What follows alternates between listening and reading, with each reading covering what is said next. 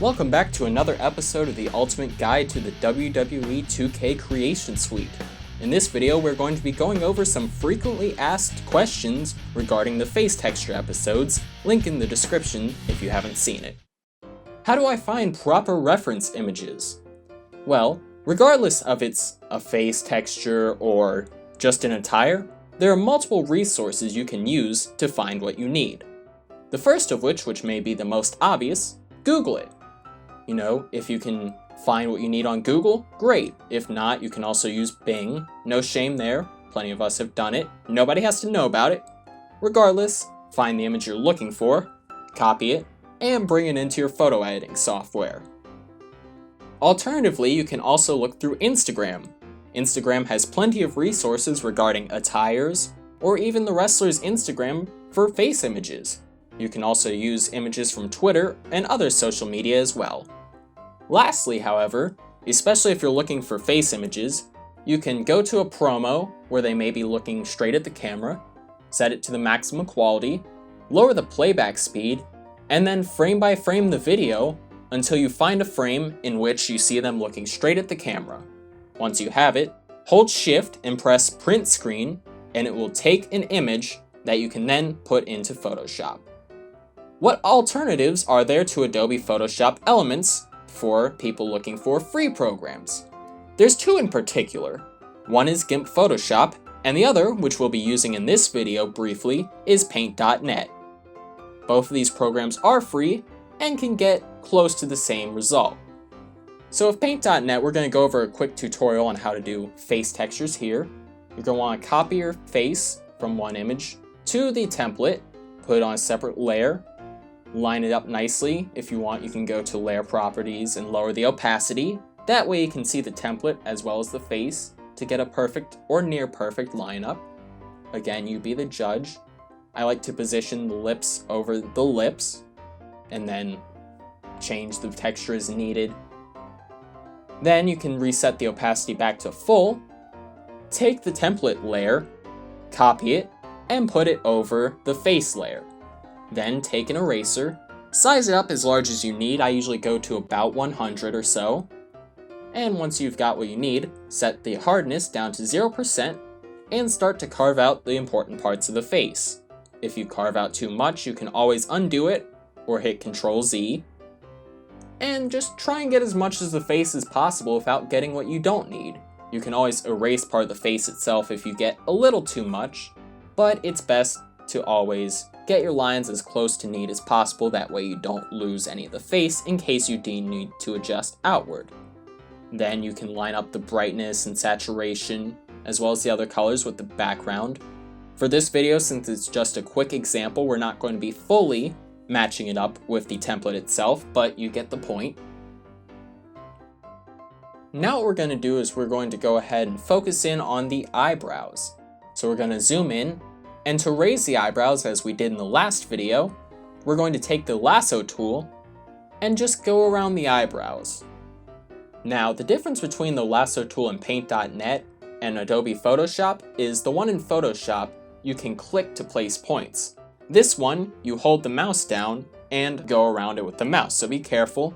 Make sure you get plenty of room, copy and paste it to a new layer, move it up like you just saw. Then go back to the forehead layer, or the face layer, take a bit of the forehead, a decent sized chunk that you can use, copy it, put it on a layer underneath the new eyebrow, lower it into position to cover the old eyebrows as we did in the last video, and then resize it to where it fits the whole area. That way you have some room to erase bits as needed. Then take your eraser and just make it nice and neat. If you need more information on how to do this, check the face textures video, link in description as I've said. So now as you can see, we're just making everything nice and neat, getting rid of those harsh edges created by the lasso tool. So now what we're going to do is we're going to make the eyebrows darker. Much like we did a dodge and burn in Photoshop, we're going to set the layer to a color burn this time instead of using a separate tool, and lower the opacity as such. Now instead of using a tool, we're going to take a brush, as a 50 brightness value is halfway between fully black or fully white, Therefore, it is the base value for any overlay or dodge and burn. So we're going to take a color that's darker than 50, depending on how dark the eyebrows need to be, and just kind of color over the eyebrows. Then we're going to take the eraser with the soft edge and clean up our lines a bit, which will result in darkened eyebrows that we can then use in game, fix the opacity, and you're good to go. As you can see, we had to change the recording order of some of these steps. Therefore, we undid what we just did with the eyebrows and the color burn, but you're going to keep the color burn when you work on it. As you can see now, we're reducing the noise on the face texture using the built-in reduce noise function to make it less grainy and more smooth. Once we've done that, as you can see, there's a difference, noticeable difference. We then copy the face and then go to the high pass tool. Please note that high pass might be a plugin that I have downloaded previously. I do not remember if it came with the program. If it didn't, you can Google high pass plugin for paint.net and you can find something that should work. Mess with the sharpness and the radius until you get something that you like, and then set the layer to an overlay as we did. Then lower the opacity some until you get about the amount of detail that you feel is necessary. You don't want too much, but you don't want too little.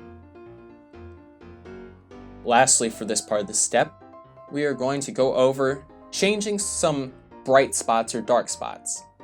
Now just like this, we're going on the high pass layer, which is set to an overlay, starting at 50, which is the base, and lowering it or raising the brightness to sort of draw over any spots that are too dark or too light to even out the tone of the face. Much like we did with the dodge and burn tool, but this time just using a brush. Once you've done that, that's about it. Can this be done on a mobile device, such as a phone?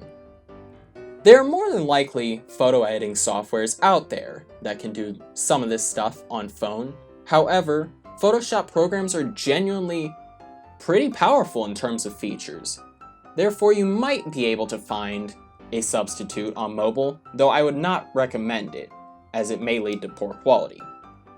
Lastly, what if the reference image has hair? You'll see this a lot with female wrestlers especially, where sometimes they'll have hair either in their eyes or covering their forehead, but there's a way to get rid of it, as I'll show you now.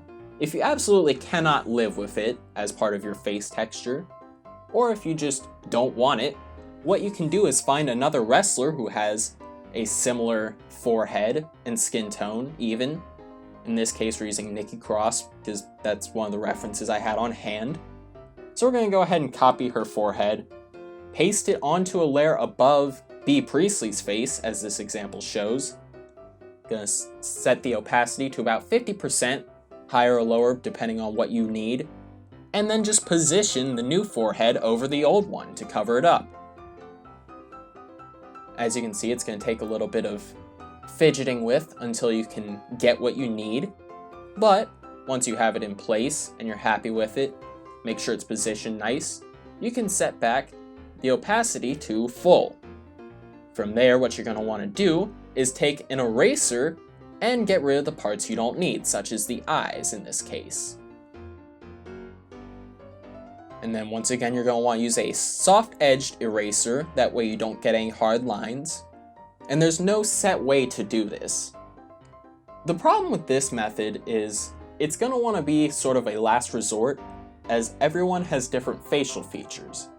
Although Nikki Cross's forehead can be used to get rid of B. Priestley's hair, some of the features of B. Priestley's forehead are no longer visible. Therefore, it's not perfect. However, if the only other option is having hair that covers up important parts of the face, then you can use this method. So now we're just erasing some of the areas we don't need to make the texture more smooth. And now that we're done with that, we're going to match up the skin tone to B. Priestley's skin tone, and then your texture will be ready to go.